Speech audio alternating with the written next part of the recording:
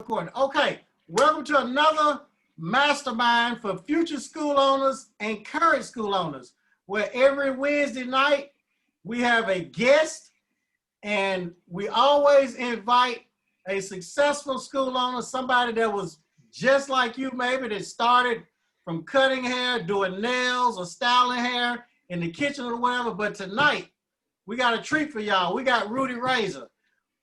He's the owner of Carolina Barber Institute. I'm not going to take up any more of your time. Rudy, first of all, thank you for joining us. Can you start from the beginning and tell everybody how it got started before you opened the school? We want to know from childhood all the way up to where you are now. Oh, okay. Yeah. Well, as you know, I'm Razor Rudy. I work with Major League Barber. I'm the South Carolina representative for Major League Barbers. So yeah, when I was in high school, we always had to do book reports, and I was really never interested in too much nothing but art. And around 12th grade, I was trying to figure out what it was I was wanting to do in life. And I had a mentor come to me and ask me, have I considered going into the Navy? And I'm like, no, I haven't really put that in any thought. So he's like, yeah, you can go to the Navy and become a barber or run the stores. So I'm like, okay. I said, okay. I said, I probably could do that, because I already had been interested in cutting. I've been cutting ever since 12 years old, and it was a passion of mine from the beginning. And so I was getting ready to take the test, get sworn in and everything. Right before I got sworn in, I started being apprehensive about it. I was like, man, no, I don't want to do that. So, I backed out, but I still wanted to travel around the world and, and see the world. So God stepped into my life, and he made that happen for me. So I started doing missionary trips. Excuse me. I was doing missionary trips, and I joined the International Missionary Board, and I signed a contract with them for 5 years after graduating high school. And well, I had graduated college. After I graduated college, I signed up with them for 5 years, and had the opportunity to travel the world, see the world. I did a tour in South America. I toured all South America, 𝗙𝗿𝗄𝗃, Caracas, Venezuela. And I did Asia. I did Tokyo, Thailand. My last mission I was going to Kenya. I was going to Africa, and that's when they kind of shut that mission down because that's when they was really, it was a bad time at that point. So they kind of put that on freeze, and I never did get a chance to go to the motherland, but God was still with me. He was still working with me. So I ran into a couple of brothers from Philly, the owners of Major League, and I got down with them. And my story with them was, initially I came to the team as a photographer because that was my passion as well. I was doing photography as a hobby, and I was trying to, come mainstream with it. So they asked me was I was, a photographer for Barnum Brothers, and I was like, no, I'm a freelance. So it was, hey, would you like to be with us? Do photography work for us? And I was like, sure. So I agreed to that, and 10 years later, I'm with the company. Now I have my own show with the company, Barber on the Beach. We've done Barber on the Beach here in South Carolina, in Myrtle Beach, South Carolina, during Bike Week. I can't remember the dates at the moment, but yeah, and also we did it in Virginia Beach, and we're looking forward to doing it here in 2021, back here in South Carolina, also. And yeah, so I've been with the company for that long. While I was with the company, I had a great opportunity being with this company here to come in contact with a lot of great people, and Chen is one of them. And I looked at Chen as my mentor, as my brother, my big brother, and he's helped me a lot. And now, can you rewind, Rudy? Uh-huh. So you was a photographer first. When did you go to barber school? I went to barber school in '99. Okay, what year did you graduate from high school? I graduated in high school in '94. In '94. Okay. Mm-hmm. When did you get with Major League Barbers? I got with Major League Barbers around like 2006. Okay, so you were a photographer first, and then you became a barber. I was a barber at 12. Okay. And an artist, and my art sometimes it led me to do oil paintings, photography. However I can get my creative side out, I was just walking in that light. Okay, so then you were already a barber and doing photography, and then you got with Major League Barbers. Is that how it went? Correct. Okay, so you could already draw, a God-given talent. Correct. Mm-hmm. Okay, so now you with Major League Barbers and you're doing the pictures and you still cutting hair, correct? Correct, yes. Okay, yes. Now, and you told us that you graduated from college. Mm-hmm. Okay, because I've been knowing you probably 20 years and you never told us that. And I never knew that. Yeah. What was your college degree in? It was in business photography. Business photography, okay. So you're working with Major League Barbers and carry on from that. Okay, well, I was working in a shop while I was touring with Major League, and the shop I previously worked at now, or own now, it was called 𝗵𝗵 of Gaffney, South Carolina. And yeah, I was an employee there for a while, and with the help of God, I ended up being the manager of the establishment. And we was kind of shooting bad. We was down to like one barber, including myself. And I was doing everything I could just to keep the doors open, because this is where I needed to be. I didn't know that at the time. Now it's a funny story with this, Chen, since we own it. So as I've been saying in reference to God, I was in church one Sunday, and as a young man, you sit back in church on the programs and you be doodling, paying attention, but you're young. So I drew these windows on the front of the program, and I put in hemicircle Rudy shop. And you know how I don't know where everyone comes from, but I'm from the South, North Carolina, and South Carolina as well. We usually put the first clippings of the baby's hair in the Bible, or we just put anything that we hold precious, you know what I'm saying, or we look to have hope in. We put it in the Bible. They always say, if anything you want from this world, give it to the Lord and He'll work it out. So I did that. I put that I put my program back in my Bible as a bookmarker, and I would pray the prayer of Jabez's prayer to enlarge my territory, and I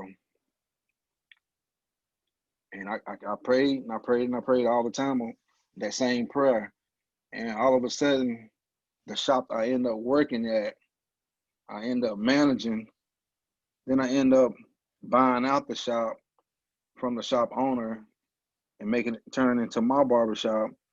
And then I converted the barbershop, as we know today, is Carolina Barber Institute.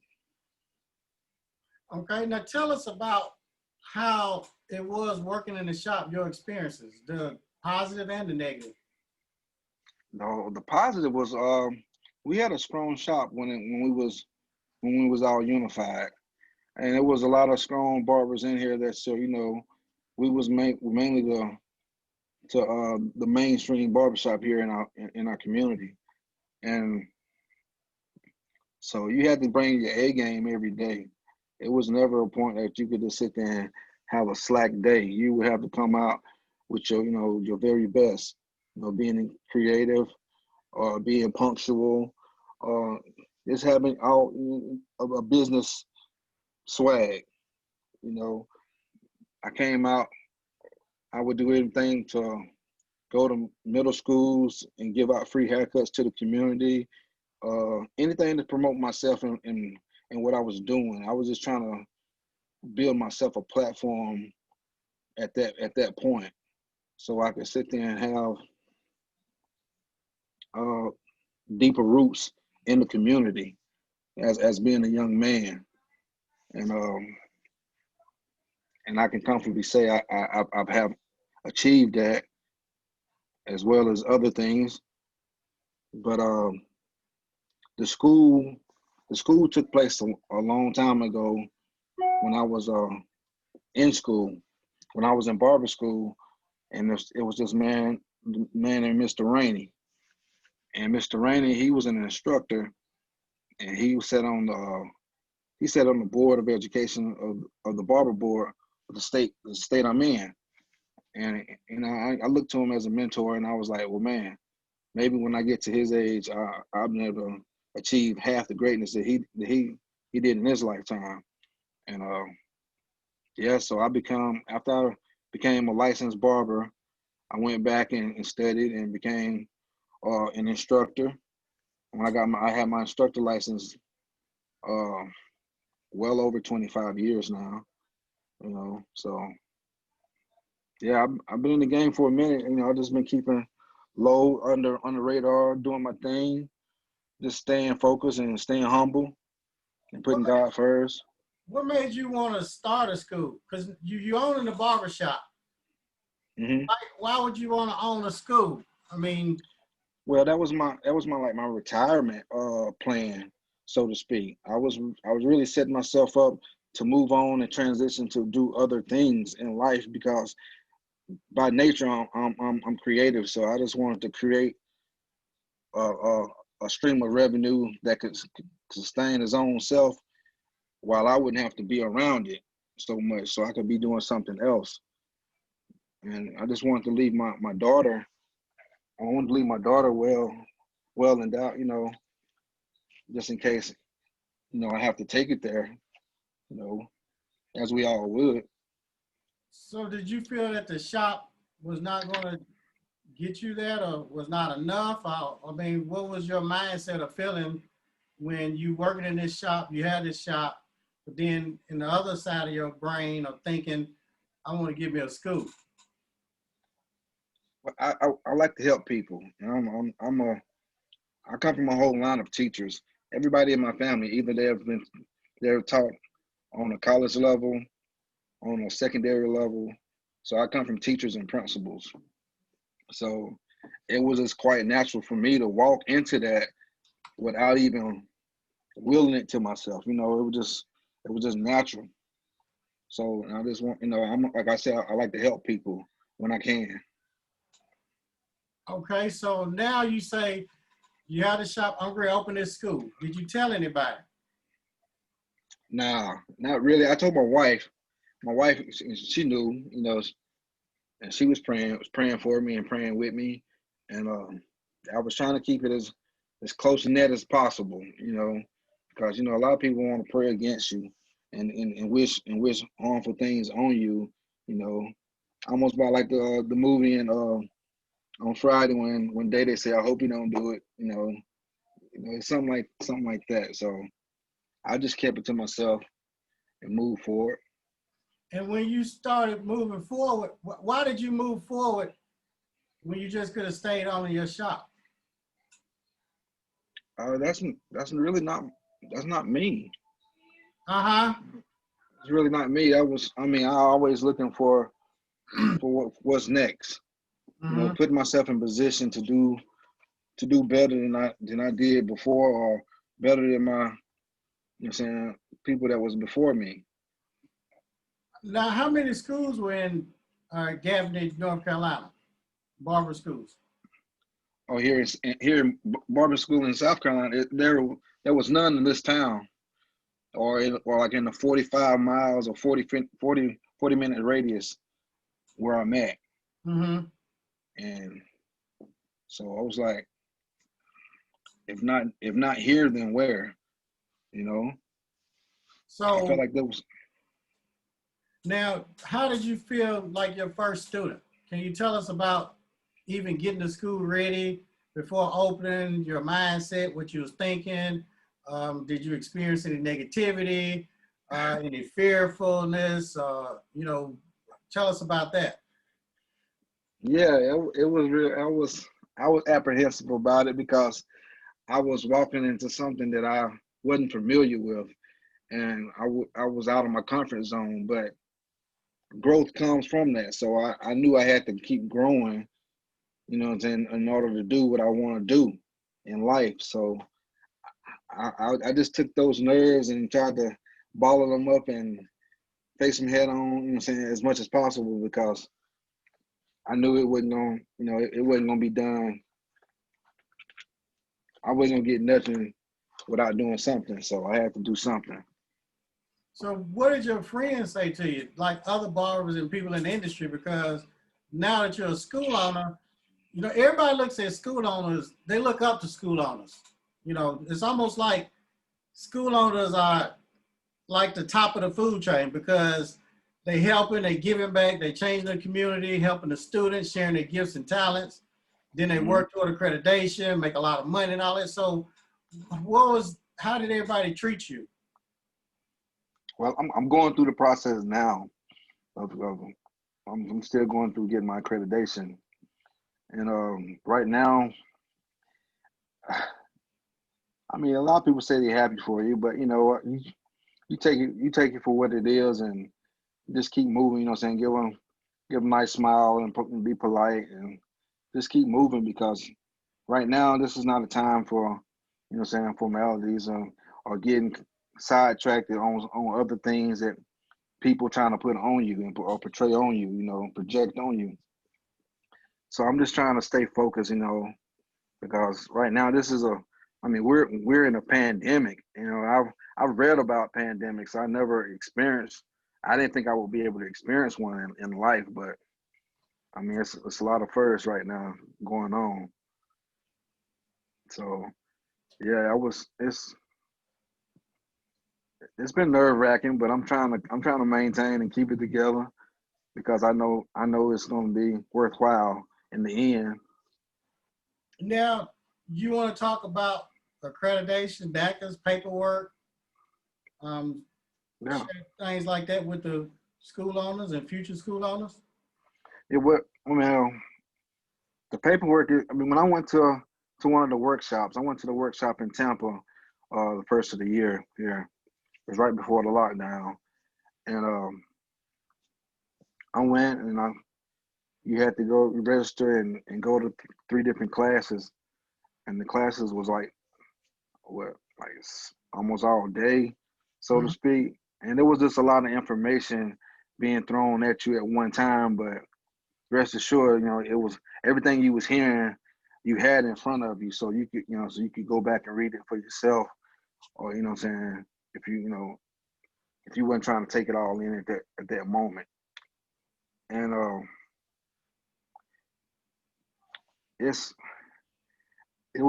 I was real scared then, because I was like, man, I don't know if I'm ready for this or not. There's a lot of paperwork, and I've been the talent. I've really never been the one that's been in the office doing things, you know, handling things. But I'm learning, and I'm eager to learn, and, you know, I'm willing to put in the work. But yeah, initially it was kind of nerve wracking. Now, what are your typing skills like? Oh, my typing skills? I mean, I'm an OG. I mean, I don't type that fast. I think as fast as I type. So when you got the documents and in the program, how are you able to navigate that? With the documents in the program? Well, I, I'm under a great tutor. I'm under you. So I mean, your program is the best program that's out, because I mean, especially with a person with little, you know, skills, um, far as the internet is concerned, or computer skills at that. I'm it's just copy and paste that I'm down with, and that's what it's all about with you. Is that your programs is so simple, but you know it's effective, because how I saw it was, I know your story. You know, you and I have been knowing each other for a while, so I know your story, and I look up to your story so much that I'm like, man, you know I can do it. You know what I'm saying? So, and with this man help, I'm pretty sure that anything is possible. And and right now I can't say enough good things about you, Chan, because you've been there and you've proven to me that you're the man you say you are. And I knew that from jump, because I'm a good judge of character. And when I saw you, I knew you was the real deal, you know. Now, before you got in the program, what were you thinking about the documents or whatever? I was thinking about it when I don't know, you remember the show right after I got off stage, and I came over there and asked you about South Carolina, North Carolina? I think we was at the Bonner Brothers show. Okay, in Atlanta. And we was in Atlanta, right? And I came to you and I bought some of your programs, the CD-ROMs, and I had. What's that? That was a long time ago. Right. So you're okay. So yeah, when I bought those, I was doing my research then. I was trying to, you know, come up with my plan then on how I was gonna do it, and I was racking my brain, and then I was never coming up with nothing, because I was limited on my resources. You know, where I'm at, it's, you know, it was real limited on the things I needed to get done, or even the questions I had, you know. So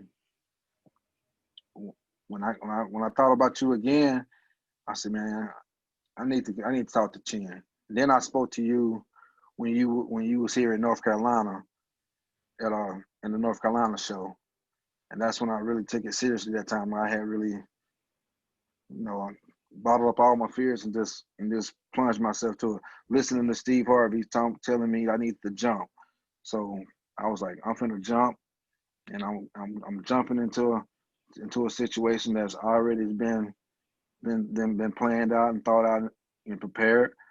So why not? And I did that, and as I'm going through it. I'm trying to soak it all in, and right now I'm here. I'm working in my school, and my story is quite similar to yours, but not to compare my story to yours. But I'm working in the school by myself. I'm wearing all types of hats, you know. So, and then I'm married. I have a child, so I'm trying to be everything. And right now, it just kind of, you know. And then it's rough. It's rough. But now, as far as with the NECA, so what we got to do now, we have to submit your ISS, right?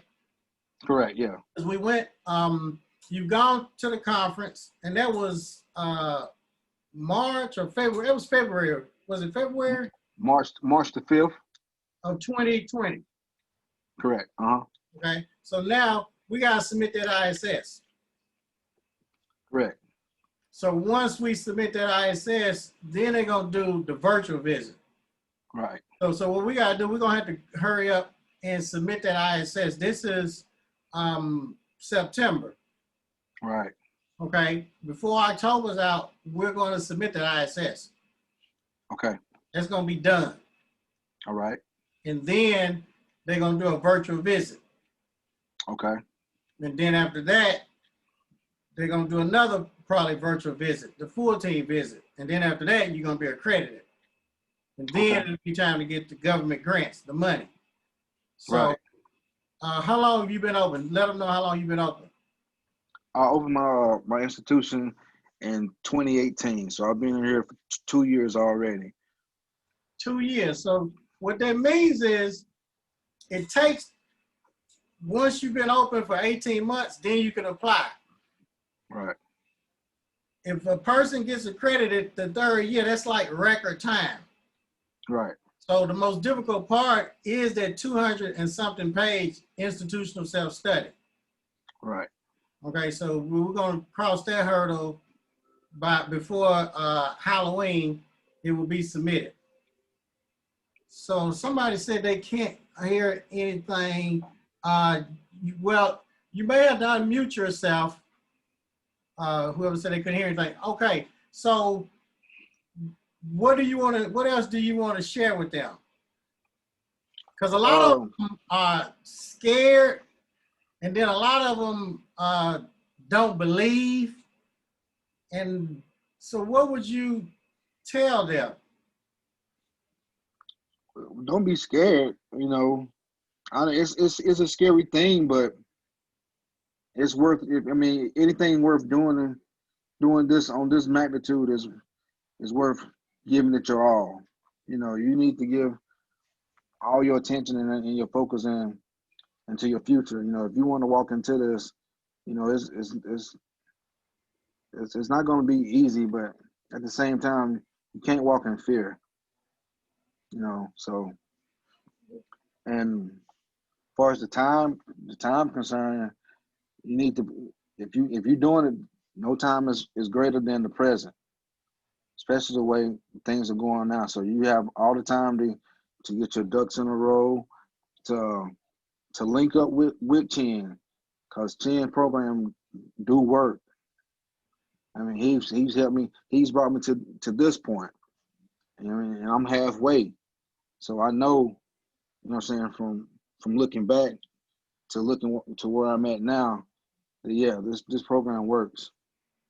You know, you just got to be diligent enough to believe in it and to work for what you need to get out of life.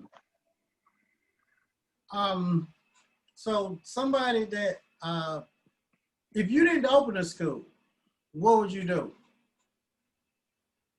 If I didn't open a school, I'll probably still have a fleet of barbershops. I will have multiple barbershops. And how would you feel without the school and just the barbershops? How would I feel? Yeah. Just with the barbershops and not the school? Yes. I feel like I would probably let myself down. You know, took the easy road. You know, because granted, I mean, you can open up a barbershop, you know, 10 times over, but to open up a school and to become accredited, to get, you know what I'm saying, to be able to offer financial aid, you know, just to say that right now it's gonna be big for the area. I mean, I'm the first, and I'm not a black school. I'm an institution. So, but I'm a black owner, and I will be the first black owner of a college here in this community that will be accredited. So there's so many grounds I'm breaking right now here in the area that I'm in. So that's I'm trying to just take that in too, because that was brought to my attention a while ago, and I was like, whoa, you know, I wasn't really aware of that or even thinking of that. I was just so vision, you know, had blockers on. So I'm just trying to stay focused. But yeah. So appreciate it. Thank you. Yeah, because you will be accredited next year. 2021 is going to be your year. So once you become accredited, yeah, you will make a lot of money and stuff. What are some of the things you're going to do? Some of the things I'm going to do, well, I mean, I would like to franchise my school. You know, I named it Carolina Barber Institute for a reason. You know, I'm from North Carolina, but I live here in South Carolina. So I want to open up a school. I want to open up a school in North Carolina. So by me doing that, when I applied for my LLC, I had that in mind, so everything can fall under one umbrella. As far as my branding. So you thinking far ahead. Mm-hmm. And I want to get into some real estate. So you're gonna take some of that money and start doing real estate too. Yeah. So what's your tuition? How much is your tuition right now? Right now, my tuition is $10,000. Okay. And when you become accredited, what are you going to take your tuition to? Probably the 20. $20,000, because they'll be giving you the $10,000 Pell Grant of free money. So right. you'll be getting 20,000 a student. So you have 50 students. I don't even call them students, clients, because once you become a school owner, your clients, your customers are your students. That's the most primary thing. That's your who you focus on and concentrate on. So right. If you clients for $20,000 a client, $1 million. Then you pay your expenses, rent, maybe hire some more instructors. So you said you'll be doing real estate. Anything? How are you going to reward yourself for all of this work? Just secure my daughter's future. That's about it. That's all. Oh, my daughter?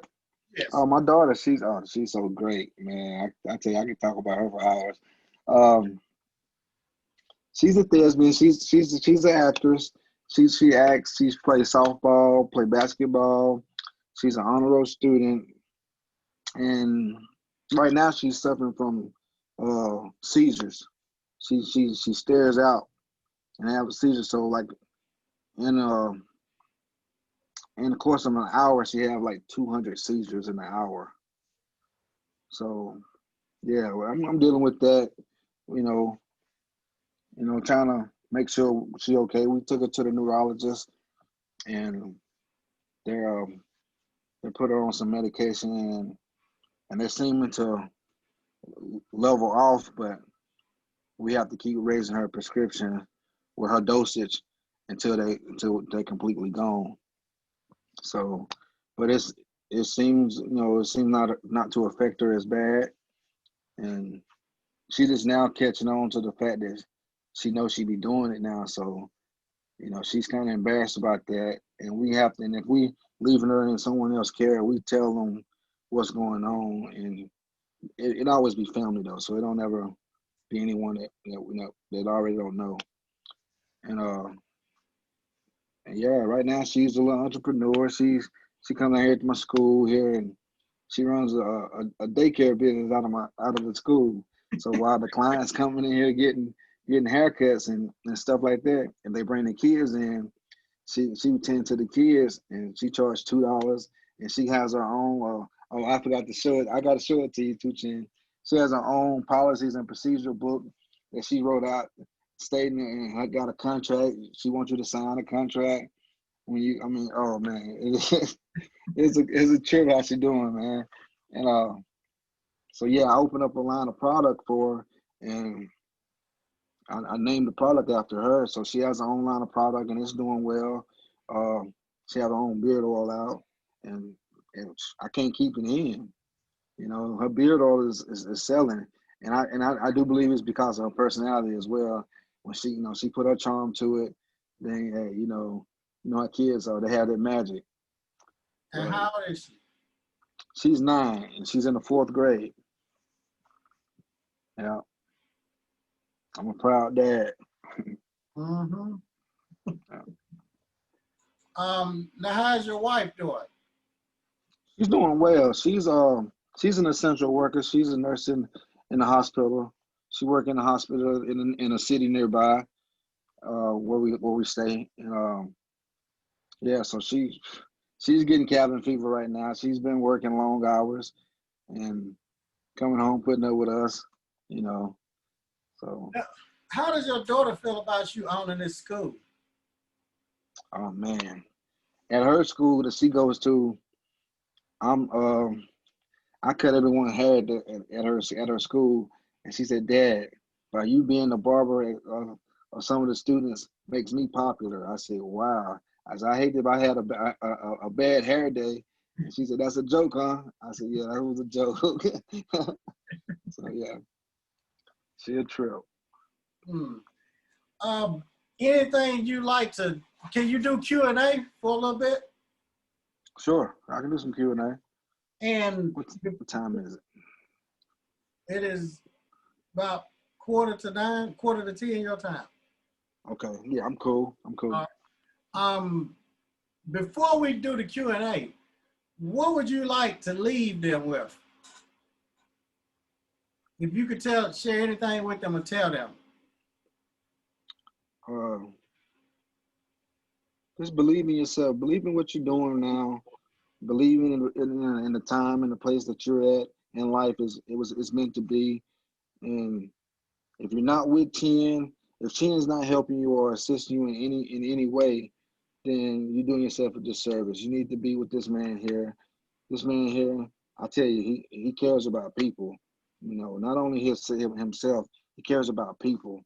And I know any man that cares enough about his mom the way he do, hey, he's a good man. Because I care about my mom a lot. Mm-hmm.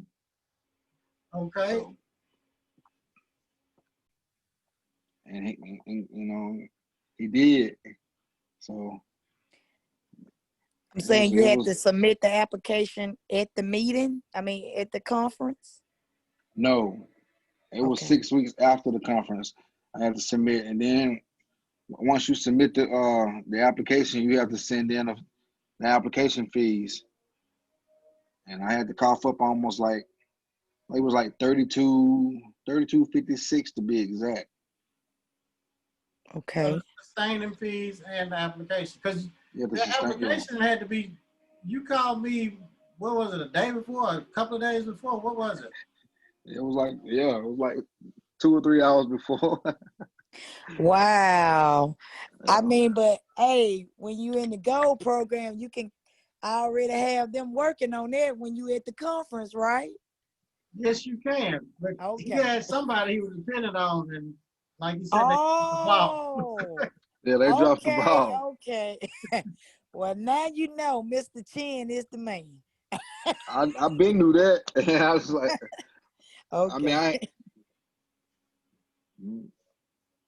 Gold program to me is like one call, that's all.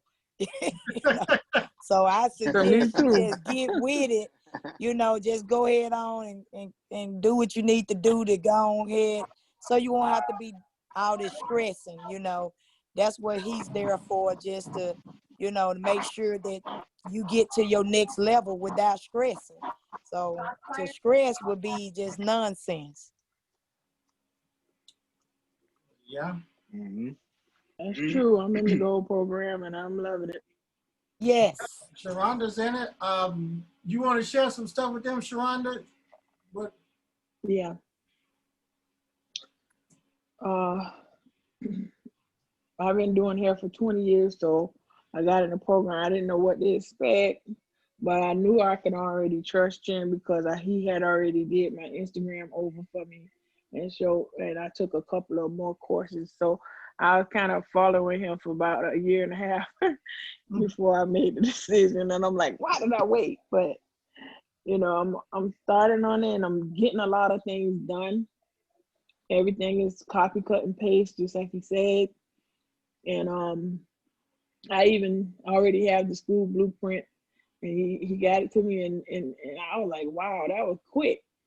And it's just making me look real professional to some of these people that I gotta go present things to. And I just went this Monday with my school the business plan to the bank.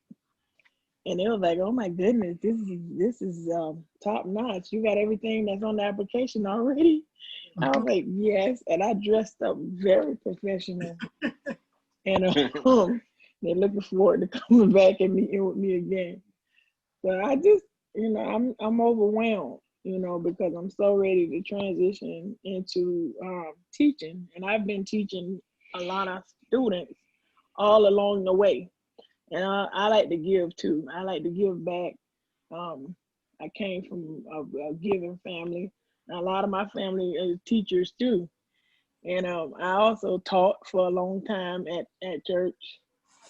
So I have patience with different type of personalities already, and I already know, Right.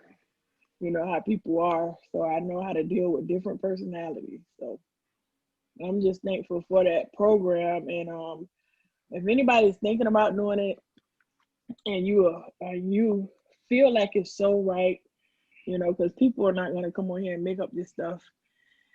If you feel like it's right, and if you got a gut feeling that this is the time is now, because it's so slow in the salon. You can't do mass production like we were doing 20 hairs a day.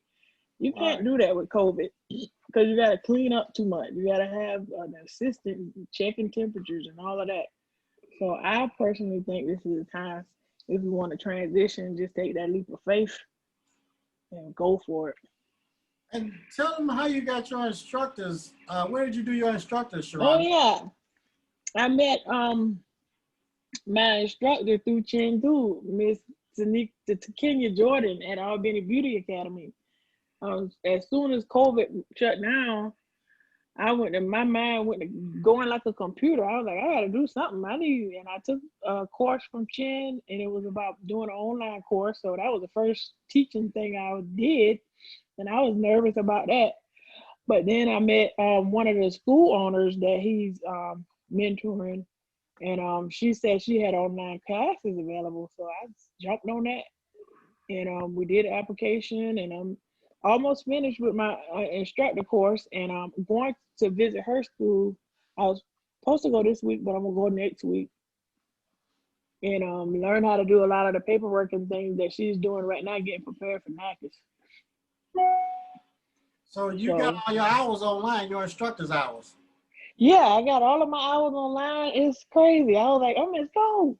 And I was wanting to go to school to be an instructor. I actually did not know. I read on state board that you had to have 2 years of cosmetology. So I just went ahead and paid for my instructor license. And they was like, well, where are your hours at? Because where you went to school? I was like, I didn't know I had to go to school. So that was about 5 years ago. So I paid for an instructor license and didn't even realize it was funny. But that was just me sowing a seed into now. So I think that's how that door came open.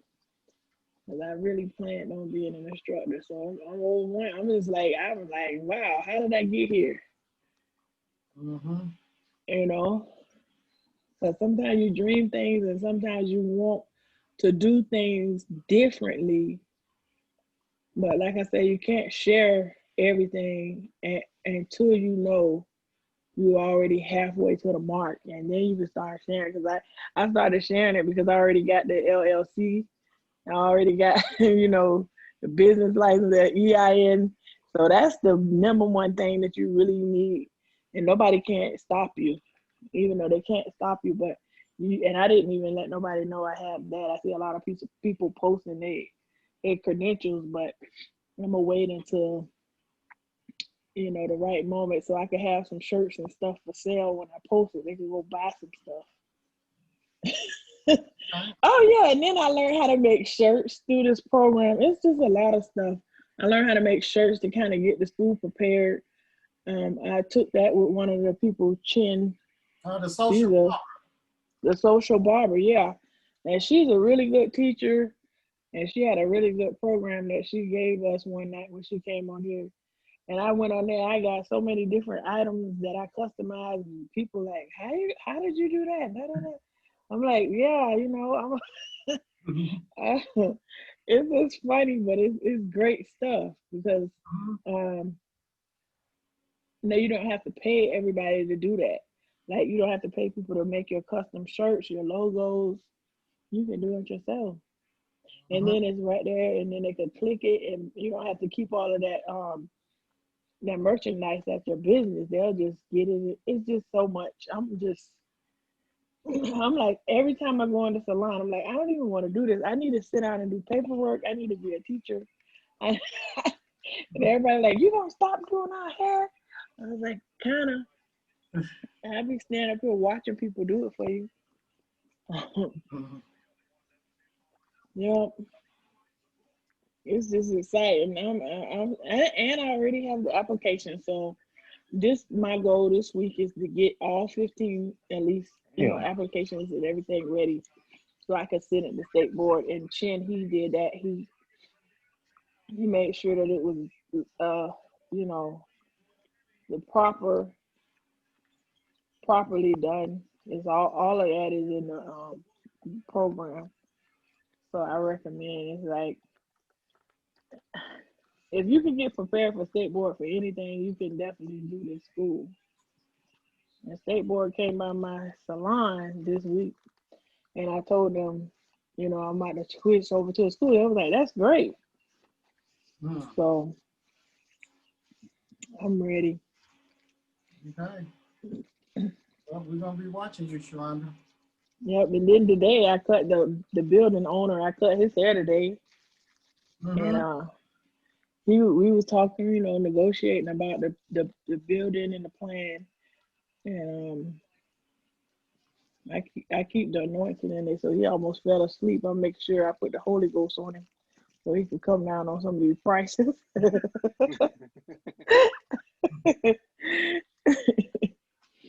Yeah, but I really am thankful for every school owner on here that share, because a lot of the stories that I heard, it just made me really get more confident.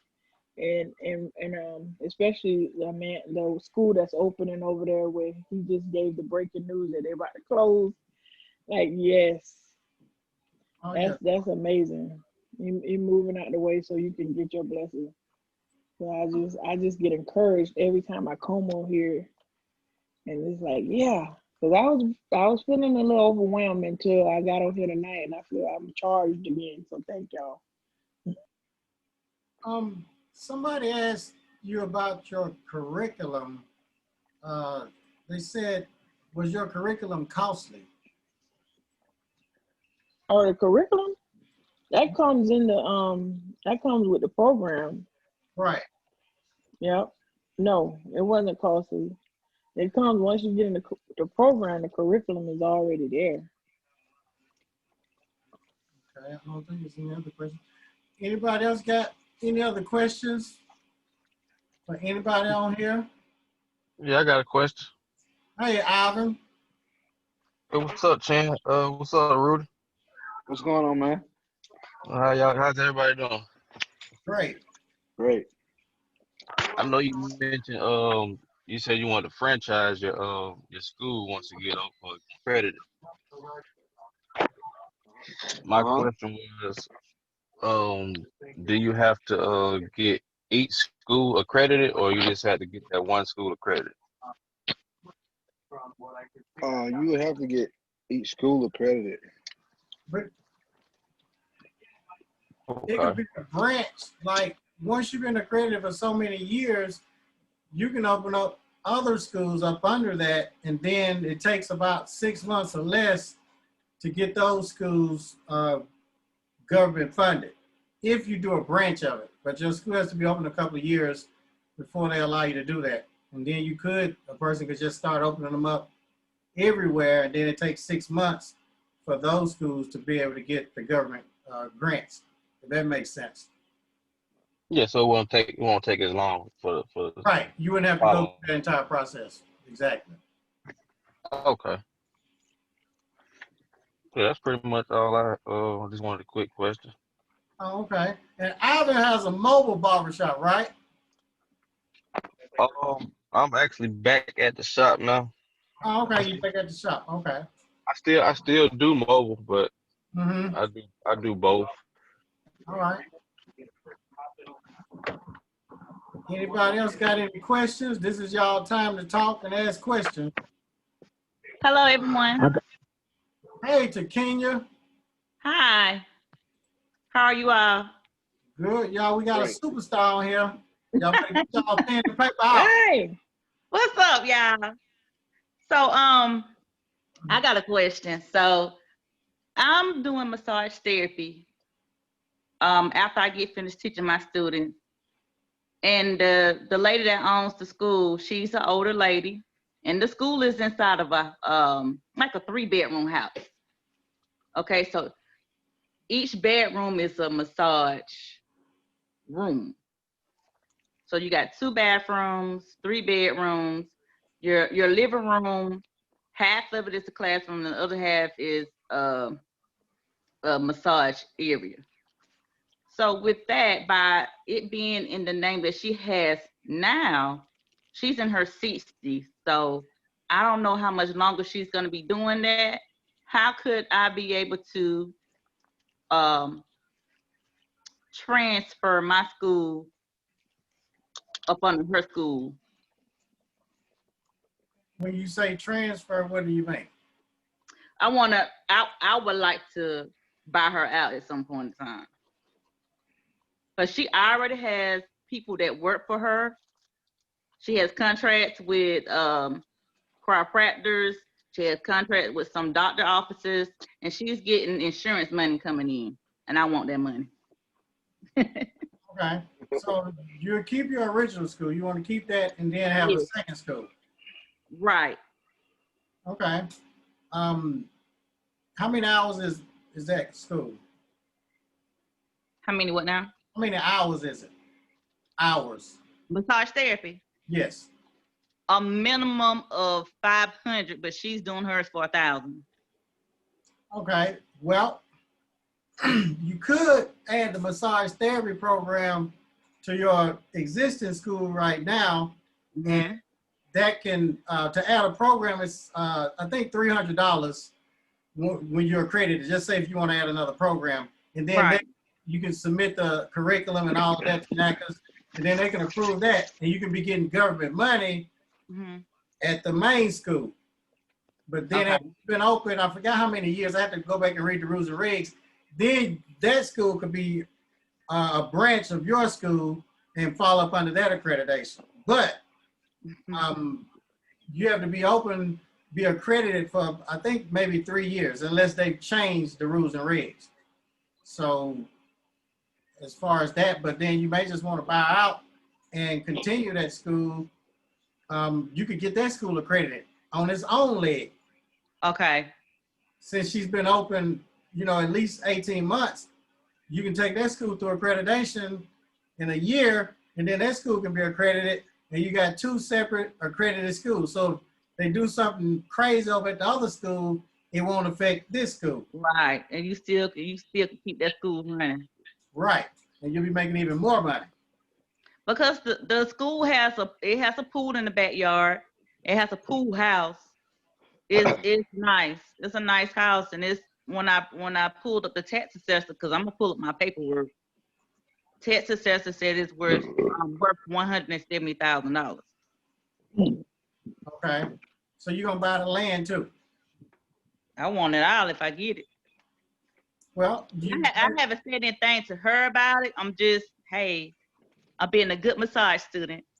Well, you may just want to put a bug in our ear and say, hey, if you ever decide on retiring and relaxing and want to sell the school, think of me first. That's how Steve Harvey's barber, James Thomas, he was on here one night. I interviewed him, and that's how he got his school. Okay. In Dallas, Texas. And the man said he wasn't interested in selling and all that type of stuff. And as time progressed, he called him up. Okay, so when you do a sale like that, her school has been in business for, I would say, like 20 years. So is there like a equity in her school? Like well, it's a formula. In purchasing schools, there's a formula.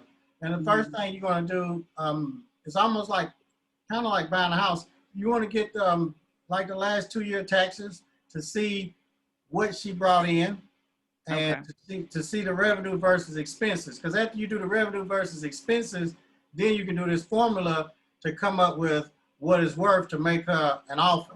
Because a lot of times people will try to sell you something. Everybody thinks their stuff is worth probably more than what it is, but fact, numbers don't lie. So once you see those numbers, what it's bringing in, then that'll let you know what to offer her. Okay. Yeah, because when I found out she had contracts with doctors, my ears did like this. I was listening then. So that's why I was asking, because on the massage part is kind of like it's wellness. So you do have a chance to get that coming in. Okay. Now tell everybody, although a lot of people on here already know you, 𝗙𝗘𝗘, but some people on here don't. So can you tell them about yourself? And I gotta get you back on again because you got so much in your head that you can share with people. So whenever you're ready to do another mastermind, you let me know. Okay. My name is 𝗙𝗘𝗘 Jordan, and I own Albany Beauty Academy. I have a cosmetology and barber school in Albany, Georgia. I've been open since 2016. I left a 14-year job with the state as a correction officer. I did corrections, and I was in the dorm with the inmates. Then I moved up to working in investigations. So all the drugs, cell phones, Air Force Ones that came in, I compensated it and wrote reports on them. Cell phones, yeah, drugs. I did all that type of stuff. So I was the bad person at the prison. So I got tired of doing that. I just got caught up in the checks coming every two weeks. So we got paid on the 15th and the 31st of each month, or the last day of the month. And $900 and what dollars every 2 weeks? It was like 989, something like that. Almost $1,000 after taxes and insurance came out. Yeah. So at the end of the year, I probably made about $30,000 a year. And working in a level 5 in the hospital in the state of Georgia is 6. So I worked in a close camp security. A lot of those guys never went home. So yeah, it was a rough environment. So I'm in a more relaxed environment now. I own my own business. I make my own hours. I come to work. I'm not gonna say when I want to, but I make my hours that I can come and feel comfortable. So I work from 9 to 4 every day. So sometimes I have to stay late. Sometimes I do have to come early, but I have to make sure that my paperwork is done. My school is ran properly. It's clean. It has all the supplies, all the equipment. Everything's up to date.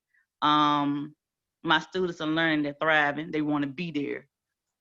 As long as you run some good, clean programs, you'll be okay.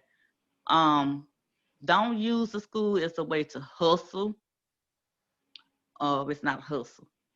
You want to hustle, just, I don't know, sell dope, but don't hustle your school, because it is your brand, and it will take care of you in the long run. When you first start, like when I first started, the first 2-3 years, I didn't see a profit. You know, I worked all the time. I kept my doors open. I paid my bills at home, and I just did it all over. I just kept replaying, resetting every day, and I kept watering my seed every day. I kept a lot of people out of my business. Most people that knew about what I was going on with me was my husband, probably one other person, but other than that, I kept everything to myself because I didn't want anybody to say anything negative about what I was doing. Because if they're not going the way that you are, they can't relate to it. So a lot of people that I talk to, I drop. I just fasted my business every day. I did it straight, for 3 years. That's all I did, just fast. I didn't go on no vacations or anything. I just work, constantly work, building a brand, passing out cards. I went to the fair, passing out cards at the fair because we had a booth at the fair. I was on TV. I'm always speaking. I do stuff with the students at the elementary school. I go on the Marine base. So we have a base here in my in Albany where my school is. So I go out there to the military and I speak to them about school. So I have military benefits. So I'm constantly marketing. I'm constantly like. I want you to tell them, to Kenya, I want you to leave them with how much actually you make per student now. And then what I want you to do, because I want to invite them back, and I want you to tell the story from beginning to end. What night can you come on? Because I want these other people to hear your full story. What I'm doing this DM me or call me. Yeah, I'm still doing some paperwork with 𝗪𝗃𝗃, getting my stuff situated, because we're turning in my my ISS now. Okay. Can you leave them with I know you was making $989 every 2 weeks, 30,000. Tell them the type of money you make now. That's what I want you to lead them with. And then I'm gonna get Rudy back to close it out. Per student? Yes, per student. Y'all ain't gonna believe it. About the same amount my check was when what I made for that year. I make out one student. So I make $22,550 per student for one student that I have. And my programs are so flawless. Like, I have a student coming in for a master cosmetology, and I just had 2 people to graduate today, and they're coming back again for master barbering, and they in VA. So hey, and so VA I made a total of $88,000 off of 2 people. That's it. Okay, and I want you to DM me or call me when you gonna come on and tell that full story. Right. Rudy, you got any questions for Rudy Kenya? Okay, so or anything you want to tell him? I think we're in the same spot with 𝗪𝗃𝗃s, right? Yeah, well, you're a bit ahead. Y'all right, Rudy. You hear Rudy's there because he can submit his ISS next month. Oh, he's in. Okay. So mine is going to be turned in either this week or next week, 1 to 2. But for your experience with 𝗪𝗃𝗃s, like, I know it was overwhelming because I heard you say that when you went in the conference, and I was there at the conference with you too, and I wish we would have met in March. I was in Tampa also, but it is overwhelming. It's a lot, but I went with another agency before I started off with 𝗪𝗃𝗃s. I was with COE, and I was the type of person, well, I know how to do paperwork, I know how to type, I know how to file, I know how to, meet deadlines. And so I went with another company, and I was not ready. So that means that my funding was not ready. I didn't have the financial backing like I really needed to. And my paperwork was not flawless. It was like I didn't pass. I failed when it came. So I was like, okay, let me go try 𝗪𝗃𝗃s. So when I tried 𝗪𝗃𝗃s was more friendlier with me when it came down to cosmetology programs. COE is more based on any type of school. So 𝗪𝗃𝗃s deal especially with our needs for the beauty industry. So when I did that, they, went through everything at the workshop. It was laid out. They have all the vendors that are there for you. They help you with your books, with your system, because you got to have a computer system. Like, when I first started off, I didn't have a computer system. I was doing everything by paper. So it would take me hours to get through, because each student you had to sign them, make sure they were signed in and out. You had to manually average their grades. So I'm like, this getting old. So what I did do, I invested in a system, and everything is on the computer. So I have an assistant, because I don't do my grading. My assistant, she grades everything, and she puts everything inside the computer. So right now I have a system, and it just runs easily. So when Sharonda comes next week, she'll be able to see how, because she's my student and she's online, she'll be able to see how I effectively run my school, because everyone don't run their school the same. It's everybody do things different, but I like to have A, B, C, D, like that, steps. and you can work with it better that way. But when I first started, I was scatterbrained. Paper was everywhere from here to here. My office wasn't clean. I had files here and there. You open up a file, paper was falling out. So now all of my files they have clamps on them and everything secure. So I'm kind of glad I went through that procedure where I did fail, because I'm the type of person, if I do it, I feel like I'm supposed to get it. And God showed me, well, hey, just because you fill out an application, it's not your time yet. So I sat back and waited, and I got someone to help me with my paperwork.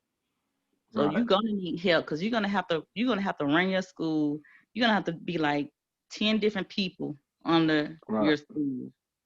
And with that, when I hired someone, it was easier for me because she did all the paperwork. Only thing I did was, she said, I need this. Okay, I emailed it to her. So I'm good now, and I feel comfortable that I'm gonna get accredited because I'm in candidacy status now.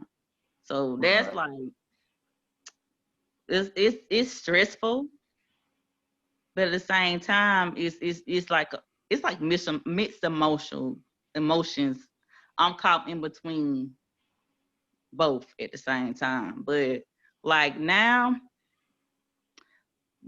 all of my bills are paid off except for my house. So I will be paying my house off next year. And I don't think I could have done this at the prison. I would pay my house off when I was, 63 or 64. And next year I'll be 42. So I'll be paying my house off.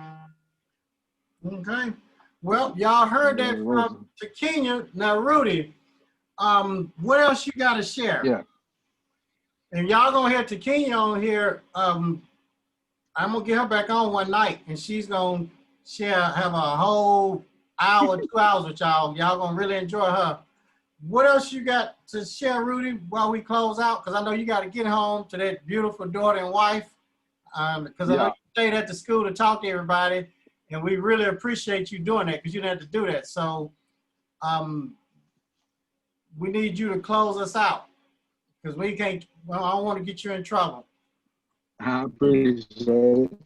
Yeah, I'm soaking up game from 𝗙𝗃𝗃 here.